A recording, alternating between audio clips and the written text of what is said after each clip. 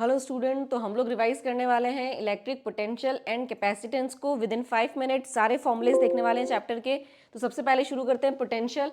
As you all know, potential क्या होता है? Work done upon charge. फिर बात करते हैं potential due to point charge कितना है यहाँ पर, तो K Q by R. Electric field होता था के क्यू बाय आर स्क्वायर, यहाँ पे भी पावर कम है आर की, है ना। Due to system of charges निकालना है, एन नंबर ऑफ चार्जेस के लिए पोटेंशियल निकालना है, तो के कॉमन आ जाएगा Q1 अपॉन R1 और सबको ऐड कर देंगे टिल Qn अपॉन Rn तक। ठीक है, इलेक्ट्रिक फील्ड और इलेक्ट्रिक पोटेंशियल में क्या रिलेशन होता है? तो E equals to minus dV upon dr। फिर बात करते हैं अपन potential energy due to two system of charges. Particle, दो पार्टिकल हैं, चार्ज पार्टिकल, उनकी वजह से सिस्टम बना हुआ है, उसका पोटेंशियल एनर्जी का फॉर्मूला। लाइकवाइज आप अदर के लिए भी निकाल सकते हैं, K Q1 Q2 upon R। Next बात करते हैं पोटेंशियल डाइपोल की वजह से। तो डाइपोल के एक्सिस की बात करें, डाइपोल है उसके एक्सिस पे पोटेंशियल कितना होगा? तो Kp बाय आर स्क्वायर। उसके परपेंडिकुलर एक्सिस पे इक्वेटोरियल लाइन पे किसी पॉइंट पर निकालना है तो हो जाएगा 0, और एनी अदर पॉइंट एक्सिस और इक्वेटोरियल लाइन के बीच में किसी भी पॉइंट पे निकालना है तो आपको थीटा की जरूरत पड़ेगी Kp cos theta upon R square. Next बात करते हैं पोटेंशियल एनर्जी। जब आप डायपोल को इलेक्ट्रिक फील्ड के अंदर रखते हैं तो पोटेंशियल एनर्जी का फॉर्मूला है माइनस पीई कॉस थीटा, और उस डायपोल को उस इलेक्ट्रिक फील्ड के अंदर रोटेट करते हैं तो रोटेट करने में कितना वर्क डन हुआ वो निकालना है। तो आप कर सकते हैं PE cos theta 1 minus cos theta 2। Theta 1 से थीटा 2 तक रोटेट किया है तो दोनों एंगल्स का यहाँ पर यूज होगा।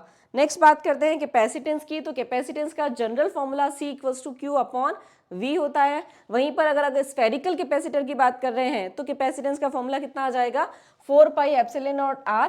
पैरेलल प्लेट कैपेसिटेंस की बात कर रहे हैं, दोनों पैरेलल प्लेट्स हैं जिनका एरिया है कैपिटल A और दोनों के बीच की डिस्टेंस है स्मॉल d, तो कैपेसिटेंस का फॉर्मूला हो जाएगा epsilon naught A by d। और इसी के अंदर अगर आपने डाइलेक्ट्रिक फील्ड कर दिया है तो K टाइम्स हो जाएगा, राइट। इलेक्ट्रिक फील्ड तो K टाइम्स डिक्रीज हो जाता है, लेकिन कैपेसिटेंस K टाइम्स इंक्रीज हो जाता है अगर मीडियम फील्ड है, डाइलेक्ट्रिक फील्ड है तो, राइट। नेक्स्ट बात करते हैं कि पार्शियली फिल्ड किया है, मतलब कि पूरा नहीं फिल किया है, एक T थिकनेस की एक स्लैब आपने इंसर्ट करवाई है कैपेसिटर के अंदर, तो फॉर्मूला क्या हो जाएगा? तो epsilon naught A D minus T plus T by K, where T तो थिकनेस हो जाएगी, K डाइलेक्ट्रिक कांस्टेंट हो जाएगा, small d distance between the parallel plates हैं यहाँ पर, राइट। कैपेसिटेंस का भी सीरीज पैरेलल है, जिस तरह से रेजिस्टेंस का सीरीज पैरेलल होता है उसका जस्ट रेसिप्रोकल है।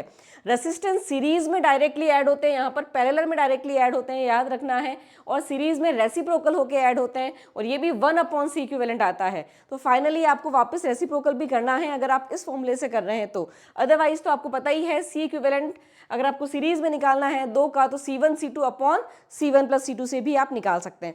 नेक्स्ट बात करते हैं energy stored in a capacitor, तो हाफ CV स्क्वायर फॉर्मूला होता है। आप अदर फॉर्मूलेज भी निकाल सकते हैं, C को Q बाय V पुट करके, राइट।